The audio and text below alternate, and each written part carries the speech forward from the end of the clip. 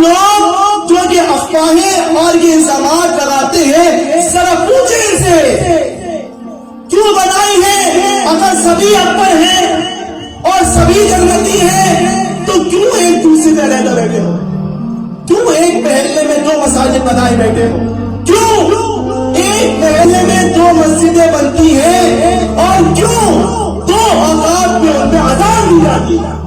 کیوں ایک محلے میں امام رفع الیدین کر کے نماز پڑھتا ہے اور اسی محلے کی دوسری مسجد میں ترک رفع الیدین ہو رہا ہے؟ کیوں ایک محلے کی مسجد کے ایک صرف کنارے پر امام کی زور سے آمین ہو رہی ہے اور دوسرے کنارے پر خاموش رہا جا رہا ہے؟ کیوں ایک جگہ پر امام سورہ فاتحہ کے لیے سبقات دے رہا ہے، دوسری جگہ سورہ فاتحہ پڑھی نہیں جا رہی؟ کیوں عورتوں کو ہاتھ سینے پر باندھنے کا حکم ہے اور مردوں کو زیر ناف ہاتھ بنوائے جا رہے ہیں؟ کیوں روزے کی نیت کی جا رہی ہے؟ کیوں روزے کی دعا کی افطار میں تبدیلی کی جا رہی ہے؟ کیوں نماز کی نیت کی جا رہی ہے؟ کیوں؟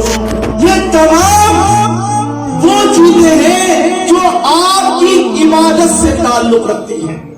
آپ نماز پڑھتے ہیں رب العالمین کے لیے، ذرا تصور کریں وہ نماز آپ کے منہ پر مار دی جائے کہ یہ نماز تو رسول اللہ صلی اللہ علیہ وسلم کی سنت کی نماز ہی نہیں۔